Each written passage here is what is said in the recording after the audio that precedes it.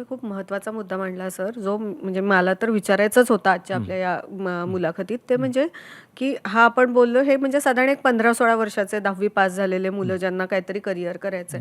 पण ज्या केसेस आम्ही गेले काही दिवस बघतोय त्यात 12 वर्ष, 13 वर्ष, 15 वर्षाचे मुलं आहेत ज्यांनी इतकं टोकाचं पाऊल उचललं थेट आत्महत्येचं. आपलं मूल डिप्रेशनमध्ये आहे किंवा डिप्रेशन कडे जातंय, हे पालकांनी कसं ओळखायचं? कारण हे अगदी नॉर्मल हे आहे.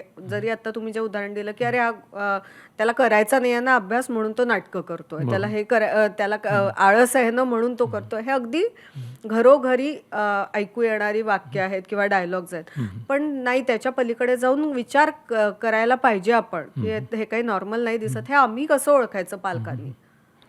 फार महत्त्वाचा प्रश्न मुद्दा याच्यासाठी आहे की भारताच्या परिप्रेक्ष्यामध्ये भारतामध्ये 9 ते 19 या वयोगटात किती मुलं असतील? जवळपास 35% लोकसंख्या आपली. हो, हो. म्हणजे 50 कोटी. भारतामध्ये 1% म्हटलं तरी दीड कोट्यवधी होतात. दीड हो. कोटीच होतात एकदम. हो. एवढी 35 जास्त आहेच एवढे लोकसंख्या. आहेत आता 140 कोटी 44 कोटी. 35% म्हणजे 50 कोटी टीनेजर्स आहेत 9 ते 19.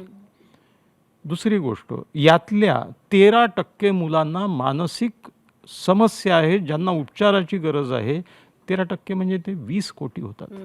इतक्या प्रचंड संख्येने हा एक समाजाचा महत्त्वाचा घटक आहे जो उद्याचं भवितव्य आहे भारताचं. मुलाच्या आईवडिलांच्या आशा आकांक्षांचं प्रतीक, त्यांच्यावरती ते सगळं बर्डन आहे. हे वयोगट आहे 20 कोटी मुलं, 13%. तर आणि इकडे काय चित्र आहे, म्हणूनच 12,500 मुलं दरवर्षी भारतात आत्महत्या करतात.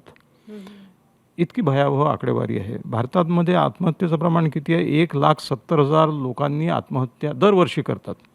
हे 2024 म्हणजे सगळ्या वयोगटातले. सगळ्या वयोगटातले मिळून. त्यातले 60,000 मुलं आहेत. किती मोठी आकडेवारी आहे. डिप्रेशन हे एक महत्त्वाचं लिडिंग कारण. आत्महत्येचं या सगळ्या कारणांपैकी 80% डिप्रेशन हे कारण आहे. मग ते विविध कारणामुळे आलं असेल.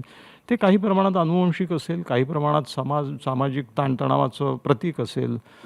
मुलांच्या समस्या पालकांच्या children are symptoms of parental illness.